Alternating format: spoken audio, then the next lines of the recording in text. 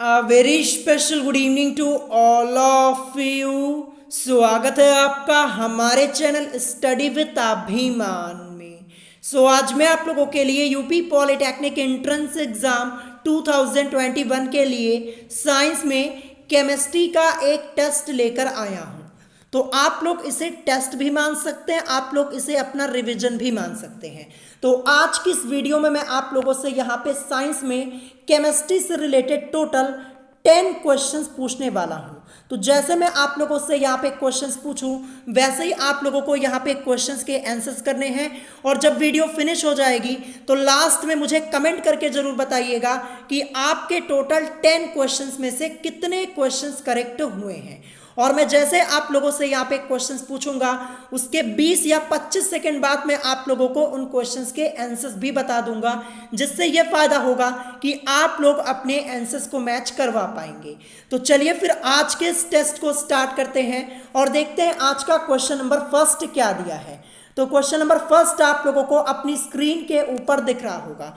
तो यहाँ पे क्वेश्चन लिखा हुआ है कि बिटुमेनी कोयले में कार्बन की प्रतिशत मात्रा है। ये क्वेश्चन आपके एंट्रेंस एग्जाम में पूछा जा चुका है और ये क्वेश्चन मैंने आपको इससे पहले भी कई बार कराया हुआ है।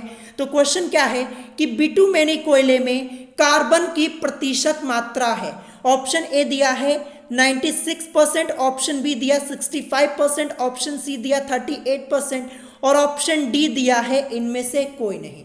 तो सबसे पहले आप लोग मुझे इस क्वेश्चन का करेक्ट आंसर बताइए, फिर इसके बाद मैं आप लोगों को इस क्वेश्चन का करेक्ट आंसर बताऊंगा। और ये क्वेश्चन आपका इंपॉर्टेंट है, मैं आपको पहले ही बता दे रहा हूं। तो यहाँ पे मैक्सिमम स्टूडेंट्स ने अपना आंसर कर लिया है। क्वेश्चन नंबर फर्स्ट, इसका करेक्ट आंसर क्या हो जाएगा? इसका करेक्ट आंसर आपका होगा ऑप्शन बी यानी 65%, यानी 65% इस क्वेश्चन का करेक्ट आंसर हो जाएगा। यानी बिटुमेनी कोयले में कार्बन की प्रतिशत मात्रा है 65%, यानी 65%। ऑप्शन बी इस क्वेश्चन का करेक्ट आंसर हो जाएगा। अब चलिए इसके बाद देखते हैं next question. Question number second क्या दिया है? क्वेश्चन नंबर सेकंड ये आपका मोस्ट इंपॉर्टेंट क्वेश्चन है। क्वेश्चन यहाँ पे लिखा हुआ है कि निम्नलिखित में से कौन सी औषधि प्रतिरोधी यानी एंटीसेप्टिक्स के रूप में प्रयोग की जाती है? चार ऑप्शंस आप लोगों की स्क्रीन के ऊपर आप लोगों को दिख रहे होंगे। तो ये क्वेश्चन मैंने आपको पहले भी कई बार कराया है और मेडिसिन से रिलेटेड यानी औषधि से रिलेटेड मैंने आपको पूरा टॉपिक अलग से पढ़ाया हुआ है। अगर नहीं पढ़ा है तो चैनल पे जाके पढ़ लीजिएगा। आप चैनल पर जाइएगा और 2021 की केमिस्ट्री की प्लेलिस्ट चेक कर लीजिएगा, वहां पे आपको ये औषधि से रिलेटेड वीडियो मिल जाएगी। पूरा अलग टॉपिक मैंने आपको पढ़ाया हुआ है। तो सबसे पहले आप लोग मुझे इस क्वेश्चन का आंसर बताइए। क्वेश्चन है कि निम्नलिखित में से कौन सी औषधि प्रतिरोधी के रूप में प्रयोग की जाती है? देखिए मेडिसिन से रिलेटेड आप लोगों के एंट्रेंस एग्जाम में कई बार क्वेश्चंस पूछे गए हैं। आप चाहें तो प्रीवियस ईयर के पेपर को एक बार चेक कर लीजिएगा, आपको खुद ही पता चल जाएगा। तो यहाँ पे मैक्सिमम स्टूडेंट्स ने अपना आंसर कर लिया है। तो क्वेश्चन नंबर सेकंड, इसका करेक्ट आंसर क्या हो जाएगा? इसका करेक्ट आंसर होगा ऑप्शन डी यानी टिंचर आयोडीन। तो क्वेश्चन क्या था कि निम्नलिखित में से कौन सी औषधि प्रतिरोधी यानी एंटीसेप्टिक्स के रूप में प्रयोग की जाती है? तो ऑप्शन के अकॉर्डिंग ऑप्शन डी आपका करेक्ट आंसर हो जाएगा टिंचर आयोडीन। अब चलिए इसके बाद देखते हैं next question. Question number third क्या दिया है? क्वेश्चन नंबर थर्ड आप लोगों को अपनी स्क्रीन के ऊपर दिख रहा होगा। क्वेश्चन यहाँ पे लिखा हुआ है कि बोरैक्स किस धातु का अयस्क होता है? क्वेश्चन क्या है कि बोरैक्स किस धातु का अयस्क होता है? चार ऑप्शंस आप लोगों की स्क्रीन के ऊपर आप लोगों को दिख रहे होंगे। तो सबसे पहले आप लोग मुझे इस क्वेश्चन का करेक्ट आंसर बताइए, फिर इसके बाद मैं आपको इस क्वेश्चन का करेक्ट आंसर बताऊंगा। और मैं आपको बता दूं धातु और उनके अयस्क से रिलेटेड पूरा टॉपिक मैंने आप लोगों को अलग से पढ़ाया हुआ है, जहां पे मैंने आपको धातु और उनके अयस्क के बारे में बताया है और यहां तक मैंने आपको रासायनिक सूत्र भी बता दिए हैं। तो एक बार अच्छे से पढ़ लीजिएगा। और मैंने आप लोगों को अलग से क्वेश्चंस भी सॉल्व कराए हुए हैं धातु और उनके अयस्क से रिलेटेड, तो वो भी एक बार पढ़ लीजिएगा अगर नहीं पढ़ा हो तो। ठीक है, तो यहाँ पे 4 ऑप्शंस आप लोगों ने देख लिए, मैक्सिमम स्टूडेंट्स ने अपना आंसर भी कर लिया है। तो क्वेश्चन नंबर 3, इसका करेक्ट आंसर क्या हो जाएगा? इसका करेक्ट आंसर यहाँ पे ऑप्शन के अकॉर्डिंग होगा ऑप्शन डी, यानी इनमें से कोई नहीं। तो यहाँ पे क्वेश्चन था कि बोरेक्स किस धातु का अयस्क होता है। ऑप्शन ए दिया है टिन का नहीं होता है, मैंगनीज का भी नहीं होता है, तो लोहे का भी नहीं होता है। तो फिर किसका होता है बोरेक्स? ये जो बोरेक्स है ये सोडियम का अयस्क होता है। किसका? सोडियम का होता है, ध्यान रखिएगा। सोडियम को हम Na से रिप्रेजेंट करते हैं, ये भी आपको ध्यान रखना है। तो ऑप्शन में आपका कहीं सोडियम दिया हुआ है, टिन दिया है, मैंगनीज दिया है, लोहा दिया है, लेकिन सोडियम दिया नहीं है। तो करेक्ट आंसर यहाँ पे ऑप्शन डी हो जाएगा, यानी इनमें से कोई नहीं। और ध्यान रखिएगा जो बोरेक्स है ये सोडियम, जिसको हम Na से रिप्रेजेंट करते हैं, इसका अयस्क होता है। ऐसे भी क्वेश्चंस आप लोगों से पूछे जा सकते हैं। अब इसके बाद देखते हैं नेक्स्ट क्वेश्चन, क्वेश्चन नंबर 4 क्या दिया है। क्वेश्चन नंबर 4 बहुत ही ध्यान से समझिएगा। क्वेश्चन यहाँ पे है कि निम्नलिखित में से कौन पोटेशियम धातु का अयस्क नहीं है। यहां पे मैंने नहीं पूछा हुआ है, क्वेश्चन को एक बार अच्छे से पढ़ लीजिए। क्वेश्चन क्या है कि निम्नलिखित में से कौन पोटेशियम धातु का अयस्क नहीं है। इन 4 ऑप्शंस में से आपको यह बताना है कि इन चारों में से कौन पोटेशियम धातु का अयस्क नहीं है। ठीक है, ऑप्शन ए दिया sylvine, option B nitre, option C दिया स्कोनाइट और ऑप्शन डी दिया है विलेमाइट। तो सबसे पहले आप लोग मुझे इस क्वेश्चन का करेक्ट आंसर बताइए, फिर इसके बाद में आपको इस क्वेश्चन का करेक्ट आंसर बताऊंगा। सोच समझ के आंसर कीजिएगा, मैंने यहाँ पे नहीं पूछा हुआ है, ध्यान रखिएगा। तो यहाँ पे मैक्सिमम स्टूडेंट्स ने अपना आंसर कर लिया है। क्वेश्चन नंबर 4, इसका करेक्ट आंसर आपका क्या हो जाएगा? इसका करेक्ट आंसर आपका हो जाएगा विलेमाइट। ध्यान रखिएगा, ये जो विलेमाइट है ये पोटेशियम धातु का अयस्क नहीं होता है। तो फिर ये विलेमाइट ये किसका अयस्क होता है? विलेमाइट जो है ये जिंक का अयस्क होता है। किसका? जिंक का होता है, ये आपको ध्यान रखना है। तो ऐसे भी आपको कंफ्यूज किया जा सकता है, ऐसे भी आपसे क्वेश्चंस पूछे जा सकते हैं। यहाँ पे पूछा गया था कि निम्नलिखित में से कौन पोटेशियम धातु का अयस्क नहीं है, तो जो विलेमाइट है ये नहीं है, विलेमाइट जिंक का होता है। इसके अलावा सिल्वाइन, नाइटर और स्कोनाइट ये तीनों आपके पोटेशियम धातु के अयस्क होते हैं, लेकिन विलेमाइट ये नहीं होता क्योंकि ये जिंक का अयस्क होता है, ये आपको ध्यान रखना है। तो ऑप्शन डी इस क्वेश्चन का करेक्ट आंसर हो जाएगा। अब आते हैं नेक्स्ट क्वेश्चन पे, क्वेश्चन नंबर 5। क्वेश्चन नंबर 5 ये क्वेश्चन मैंने आपको पहले भी कई बार कराया है। क्वेश्चन यहाँ पे है कि इलेक्ट्रॉन के तरंग प्रकृति की खोज सर्वप्रथम किसने की थी। क्वेश्चन क्या है कि इलेक्ट्रॉन के तरंग प्रकृति की खोज सर्वप्रथम किसने की थी। ऑप्शन ए दिया है बोर ने, ऑप्शन बी दिया है डी ब्रोगली ने, ऑप्शन सी दिया है थॉमसन ने और ऑप्शन डी दिया है उपर्युक्त में से कोई नहीं। तो सबसे पहले आप लोग मुझे इस क्वेश्चन का करेक्ट आंसर बताइए, फिर मैं आपको इस क्वेश्चन का करेक्ट आंसर बताऊंगा। ये क्वेश्चन मैंने आपको पहले भी करवाया हुआ है और टेस्ट में ही आप लोगों से पूछा हुआ था। तो यहाँ पे मैक्सिमम स्टूडेंट्स ने क्वेश्चन नंबर 5 का आंसर कर लिया है। तो इलेक्ट्रॉन के तरंग प्रकृति की खोज सर्वप्रथम किसने की थी? तो ये की थी डी ब्रोगली ने। ध्यान रखिएगा, ऑप्शन बी इस क्वेश्चन का करेक्ट आंसर हो जाएगा। क्वेश्चन ये आपका इंपॉर्टेंट है। अब आते हैं नेक्स्ट क्वेश्चन पे, क्वेश्चन नंबर 6। क्वेश्चन नंबर 6 आपका दिया है कि निम्नलिखित में से कौन सा मिलान गलत है।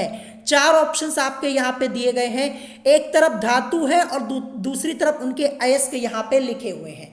तो सबसे पहले आपका क्या लिखा है? पोटेशियम। पोटेशियम का अयस्क यहाँ पे एंग्लेसाइट लिखा हुआ है। उसके बाद सोडियम लिखा है, सोडियम का अयस्क ग्लोबेराइट। फिर ऑप्शन सी आपका लिथियम लिखा है, लिथियम का अयस्क स्पोडियमिन लिखा है और एक ऑप्शन आपका दिया है ए व बी दोनों। तो यहाँ पे क्वेश्चन क्या है कि निम्नलिखित में से कौन सा मिलान गलत है, ये आपको बताना है। ऑप्शंस आप लोगों ने देख लिए होंगे। तो सबसे पहले आप लोग मुझे इस क्वेश्चन का करेक्ट आंसर बताइए। यहाँ पे मिलान आप को बताना है कि कौन सा मिलान यहाँ पे गलत है। ऑप्शंस आप लोगों ने देख लिए हैं और मैक्सिमम स्टूडेंट्स ने अपना आंसर भी कर लिया है। तो क्वेश्चन नंबर 6 में आपका करेक्ट आंसर क्या हो जाएगा? तो यहाँ पे करेक्ट आंसर आपका हो जाएगा ये जो पोटेशियम का एंग्लेसाइट लिखा हुआ है, एंग्लेसाइट नहीं होता है। जो पोटेशियम है, पोटेशियम का अयस्क एंग्लेसाइट नहीं होता है, तो यही मिलान आपका क्या हो जाएगा, गलत हो जाएगा। देखिए ये जो एंग्लेसाइट है ये किस धातु का अयस्क होता है, एंग्लेसाइट जो है ये लेड का होता है, किसका, लेड का होता है, जिसको हम Pb से रिप्रेजेंट करते हैं। लेकिन यहाँ पे किसका लिखा हुआ है, पोटेशियम का, तो पोटेशियम का एंग्लेसाइट ये नहीं होता है, तो यही वाला मिलान आपका क्या हो जाएगा, गलत हो जाएगा। एंग्लेसाइट जो होता है ये लेड धातु का अयस्क होता है, ध्यान रखिएगा। तो क्वेश्चन नंबर 6 का करेक्ट आंसर आपका ऑप्शन ए हो जाएगा। यहाँ पे आपको गलत मिलान बताना था, ध्यान रखिएगा। तो गलत मिलान आपका यहाँ पे ऑप्शन ए वाला हो जाएगा। और इसके अलावा सोडियम का ग्लोबेराइट होता है, बिल्कुल सही है। लिथियम का स्पोडियोमीन होता है, ये भी सही है। और ए व बी दोनों ये तो हो ही नहीं सकता है, क्योंकि यहाँ पे ए वाला ही मिलान गलत है। तो यहाँ पे आपको इस क्वेश्चन को अच्छे से समझ लेना है, ऐसे भी क्वेश्चंस आप लोगों से पूछे जा सकते हैं। तो क्वेश्चन नंबर 6 का करेक्ट आंसर ऑप्शन ए होगा। अब आते हैं नेक्स्ट क्वेश्चन पे, क्वेश्चन नंबर 7 पे। क्वेश्चन नंबर 7 आपका लिखा हुआ है कि कार्बनिक यौगिकों में हैलोजनों का निर्धारण किस विधि द्वारा किया जाता है। यह भी क्वेश्चन मैंने आपको कराया हुआ है। क्वेश्चन है कि कार्बनिक यौगिकों में हैलोजनों का निर्धारण किस विधि द्वारा किया जाता है। ऑप्शन ए केरियस विधि, ऑप्शन बी लीबिग विधि, ऑप्शन सी दिया विक्टर मेयर विधि, और ऑप्शन डी दिया है ड्यूमा की विधि। तो सबसे पहले आप लोग मुझे क्वेश्चन नंबर 7 का करेक्ट आंसर बताइए। क्वेश्चन ये आपका इंपॉर्टेंट है, पहले भी मैंने आपको कराया हुआ है और टेस्ट में भी मैंने आपसे कई बार पूछा हुआ है। तो क्वेश्चन नंबर 7 का आंसर मैक्सिमम स्टूडेंट्स ने कर लिया है। तो क्वेश्चन नंबर 7 का करेक्ट आंसर आपका हो जाएगा ऑप्शन ए, यानी केरियस विधि। यानी कार्बनिक यौगिकों में हैलोजनों का निर्धारण किस विधि द्वारा किया जाता है, तो ये किया जाता है केरियस विधि द्वारा। ऑप्शन ए इस क्वेश्चन का करेक्ट आंसर हो जाएगा। अब आते हैं नेक्स्ट क्वेश्चन पे, क्वेश्चन नंबर 8। क्वेश्चन नंबर 8 आपको अपनी स्क्रीन के ऊपर दिख रहा होगा। क्वेश्चन यहाँ पे है कि निम्नलिखित में से मिल्क ऑफ मैग्नीशिया का रासायनिक नाम है। आपको यहाँ पे 4 ऑप्शंस आपकी स्क्रीन के ऊपर दिख रहे होंगे। आपको बताना है कि निम्नलिखित में से मिल्क ऑफ मैग्नीशिया का रासायनिक नाम है। ये भी क्वेश्चन मैंने आपको पहले कराया हुआ है, अगर आपने रिवीजन किया होगा तो बड़े आसानी से आप इसका आंसर कर पाएंगे। ऑप्शंस आपके मैं पढ़ देता हूं। ऑप्शन ए दिया मैग्नीशियम सल्फेट, ऑप्शन बी दिया मैग्नीशियम हाइड्रोक्साइड, ऑप्शन सी दिया मैग्नीशियम क्लोराइड, और ऑप्शन डी दिया है इनमें से कोई नहीं। देखिए मैं क्या करता हूं, क्वेश्चंस जब मैं आपसे दोबारा पूछता हूं ना, तो मैं ऑप्शंस में चेंज कर देता हूं। तो पहले क्वेश्चन को एक बार अच्छे से पढ़ लिया कीजिए और ऑप्शन को चेक कर लिया कीजिए, फिर आंसर किया कीजिए, ठीक है। तो यहाँ पे क्वेश्चन नंबर 8 का आंसर मैक्सिमम स्टूडेंट्स ने कर लिया है। तो अब मैं आपको इसका करेक्ट आंसर बता देता हूं। तो इसका करेक्ट आंसर हो जाएगा मैग्नीशियम हाइड्रोक्साइड। ऑप्शन बी इस क्वेश्चन का करेक्ट आंसर हो जाएगा। निम्नलिखित में से मिल्क ऑफ मैग्नीशिया का रासायनिक नाम क्या है, तो ये आपका है ऑप्शन बी वाला मैग्नीशियम हाइड्रोक्साइड। अब यहाँ पे मैग्नीशियम हाइड्रोक्साइड फॉर्मूला क्या लिखेंगे, इसका फॉर्मूला हम लिखते हैं MgOH का होल ट्वाइस। ये आपको ध्यान रखना है, अगर आपसे मिल्क ऑफ मैग्नीशिया का यहाँ पे फॉर्मूला पूछा जाए या फिर आपसे मैग्नीशियम हाइड्रोक्साइड का पूछा जाए तो MgOH का होल ट्वाइस यही इसका फॉर्मूला होता है। ये भी लर्न कर लीजिएगा, फॉर्मूला भी आपसे पूछा जा सकता है। अब आते हैं इसके बाद नेक्स्ट क्वेश्चन पे, क्वेश्चन नंबर 9 पे। क्वेश्चन नंबर 9 आपका यहाँ पे आपको अपनी स्क्रीन के ऊपर दिख रहा होगा। क्वेश्चन है कि निम्नलिखित में से कौन सा तत्व संक्रमण तत्व नहीं है। यहाँ पे नहीं पूछा हुआ है, यानी निम्नलिखित में से कौन सा तत्व संक्रमण तत्व यानी ट्रांजिशन एलिमेंट नहीं है, ये आपको बताना है। 4 ऑप्शंस आप लोगों की स्क्रीन के ऊपर आपको दिख रहे होंगे। और सेम ऐसा क्वेश्चन आपके एंट्रेंस एग्जाम में पूछा गया था, यूपी पॉलिटेक्निक एंट्रेंस एग्जाम 2020 में। उठा के चेक कर लीजिएगा क्वेश्चन पेपर, इसी टाइप का क्वेश्चन था, बस वहां पे ऑप्शंस आपके अदर दिए हुए थे। लास्ट ईयर मैंने आपको इस टाइप के कई क्वेश्चन कराए थे, कहा था आएगा और एक क्वेश्चन आपका आया हुआ था। तो यहाँ पे सबसे पहले आप लोग मुझे इस क्वेश्चन का करेक्ट आंसर बताइए, फिर मैं आपको इस क्वेश्चन का करेक्ट आंसर बताऊंगा। और देखिए संक्रमण तत्व के बारे में मैंने आपको कई बार बताया है, जो डी ब्लॉक के एलिमेंट्स होते हैं उनको हम क्या कहते हैं, संक्रमण तत्व कहते हैं, यानी ट्रांजिशन एलिमेंट्स कहते हैं। कई बार मैंने आपको बताया है। और अगर आपको ऐसे नहीं समझ में आता तो मैंने आपको एटॉमिक नंबर भी बताया हुआ है। तो अभी एक बार फिर से मैं आपको एटॉमिक नंबर बताऊंगा, लेकिन उससे पहले मैं आपको इस क्वेश्चन का करेक्ट आंसर बता देता हूं। तो क्वेश्चन नंबर 9 इसका करेक्ट आंसर आपका हो जाएगा ऑप्शन डी, यानी टिन। ये जो टिन है ये यहाँ पे संक्रमण तत्व नहीं है, क्योंकि जो टिन होता है जिसको हम SN से रिप्रेजेंट करते हैं, ये पी ब्लॉक का एलिमेंट होता है। किस ब्लॉक का? पी ब्लॉक का एलिमेंट होता है, ध्यान रखिएगा। और जबकि संक्रमण तत्व जो होते हैं वो डी ब्लॉक के एलिमेंट्स होते हैं। तो यहाँ पे देखिए जो टिन है ये पी ब्लॉक का एलिमेंट होता है, इसलिए ये संक्रमण तत्व नहीं है। और इसके अलावा स्कैंडियम, पलेडियम और मरकरी ये सब डी ब्लॉक के एलिमेंट्स हैं, इसलिए ये क्या है? ये संक्रमण तत्व है। अब मैं आपको एटॉमिक नंबर यहाँ पे बता देता हूँ, कई बार मैंने आपको बताया है। देखिए एटॉमिक नंबर आप लोग लर्न कर लीजिए, शॉर्ट में मैंने यहाँ पे लिख दिया एटॉमिक नंबर। देखिए परमाणु क्रमांक 21 से 30, ध्यान रखिएगा, परमाणु क्रमांक 21 से 30, 39 से 48, फिर इसके बाद परमाणु क्रमांक 57 से 80, फिर लास्ट में आपका 89 से 89 से 112 यानी 112 तक के रासायनिक तत्व आपके जो होते हैं वो संक्रमण तत्व कहलाते हैं। यानी इन एटॉमिक नंबर्स के बीच में जो आपके यहाँ पे एलिमेंट्स आते हैं वो क्या होते हैं? ट्रांजिशन एलिमेंट्स होते हैं, संक्रमण तत्व होते हैं। अब मैं आपको देखिए टिन वाला हमारा करेक्ट आंसर यहाँ पे हुआ था। देखिए टिन का एटॉमिक नंबर क्या होता है? टिन का एटॉमिक नंबर जो होता है वो होता है एटॉमिक नंबर 50 यानी 50 होता है। अब देखिए यहाँ पे एटॉमिक नंबर चेक कीजिए, 21 से 30, 39 से 48 तक के तत्व ये जो आपके होते हैं संक्रमण तत्व होते हैं। फिर इसके बाद 57 से 80 आ गया है, 50 आपका यहाँ पे है कहीं बीच में? नहीं है ना, तो इसका मतलब क्या हो जाएगा? टिन जो है ये आपका संक्रमण तत्व नहीं है। और वैसे भी टिन आपका पी ब्लॉक का एलिमेंट होता है। और इसके अलावा अदर ऑप्शंस में आपको चेक करवाऊं, स्कैंडियम देखिए ये तो डी ब्लॉक का होता ही है, और स्कैंडियम का जो एटॉमिक नंबर होता है वो होता है 21। अब यहाँ पे देखिए परमाणु क्रमांक 21 से 30 तक के तत्व आपके संक्रमण तत्व होते हैं। तो परमाणु क्रमांक 21 यहाँ पे आ रहा है कि नहीं आ रहा है? तो इसका मतलब क्या हो गया? ये आपका संक्रमण तत्व है। फिर इसके बाद यहाँ पे पलेडियम लिखा है जिसको हम पीडी से रिप्रेजेंट करते हैं। तो पलेडियम का एटॉमिक नंबर क्या होता है? पलेडियम का जो एटॉमिक नंबर होता है वो 46 होता है। पलेडियम का एटॉमिक नंबर 46 होता है। अब देखिए 39 से 48 तक के परमाणु क्रमांक 39 से 48 तक के तत्व संक्रमण तत्व होते हैं। तो 39 से 48 के बीच में ही तो आपका 46 आएगा, तो पलेडियम भी हो जाएगा यहाँ पे संक्रमण तत्व, और वैसे भी ये डी ब्लॉक का एलिमेंट होता है। फिर आपका यहाँ पे मरकरी लिखा है जिसको आप पारा के नाम से भी जानते हैं।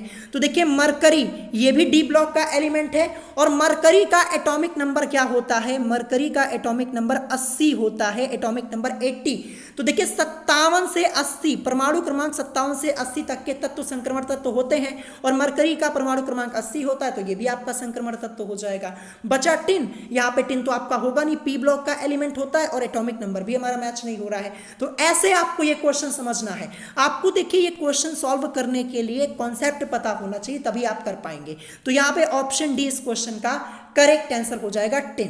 ठीक है, अब इसके बाद देखते हैं नेक्स्ट क्वेश्चन, क्वेश्चन नंबर 10, जो कि आज का हमारा लास्ट क्वेश्चन है।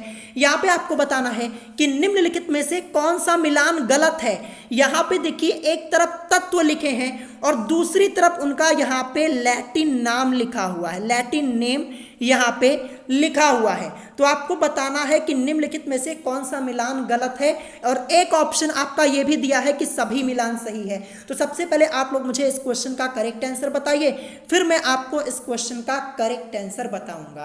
क्वेश्चन आपका ये भी इंपॉर्टेंट है, इससे पहले भी मैंने आपको कराया हुआ है। तो यहाँ पे मैक्सिमम स्टूडेंट्स ने क्वेश्चन नंबर 10 का आंसर कर लिया है। तो मैं यहाँ पे सबसे पहले आपको इस क्वेश्चन का करेक्ट आंसर बता देता हूँ। इसका करेक्ट आंसर आपका क्या हो जाएगा? करेक्ट आंसर होगा ऑप्शन डी, यानी सभी मिलान आपके यहाँ पे सही हैं। क्योंकि देखिए जो पोटेशियम है, पोटेशियम का जो लैटिन नेम होता है वो कालियम होता है, बिल्कुल सही है। एंटीमोनी या फिर आप इसे बोल सकते हैं एंटीमनी, इसका जो लैटिन नेम होता है स्टिबियम, ये भी बिल्कुल यहाँ पे सही है। फिर इसके बाद टंगस्टन लिखा हुआ है, टंगस्टन का लैटिन नेम वोल्फ्राम होता है, ये भी बिल्कुल सही है। ये तीनों सही है, इसका मतलब जो ये मिलान है ये क्या है? यहाँ पे सभी मिलान सही है, यहाँ पे कोई भी मिलान आपका गलत नहीं है। देखिए एक ऑप्शन इसीलिए आपका यहाँ पे ऐड किया हुआ है कि सभी मिलान सही है। तो यहाँ पे पूछा गया था कि निम्नलिखित में से कौन सा मिलान गलत है, तो यहाँ पे ABC तीनों सही है, इसका मतलब सभी मिलान आपके सही है। ऑप्शन डी इस क्वेश्चन का करेक्ट आंसर हो जाएगा। देखिए तत्वों के लैटिन नाम मैंने आपको पहले भी कई बार बताए हैं, और जितने क्वेश्चन यहाँ से बन सकते हैं वो सब मैंने आपको करवा दिए हैं, एक बार अच्छे से पढ़ लीजिएगा।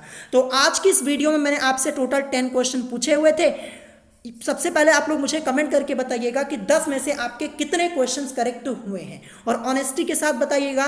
और अगर कोई क्वेश्चन आपको यहाँ पे नहीं समझ में आया हो तो आप मुझसे कमेंट करके पूछ सकते हैं। और अगर वीडियो पसंद आई हो तो वीडियो को लाइक करना मत भूलिएगा, और साथ ही साथ हमारे चैनल स्टडी विद अभिमान को सब्सक्राइब करना मत भूलिएगा। तो आज की वीडियो में इतना ही, मिलेंगे नेक्स्ट वीडियो में। Thanks for watching.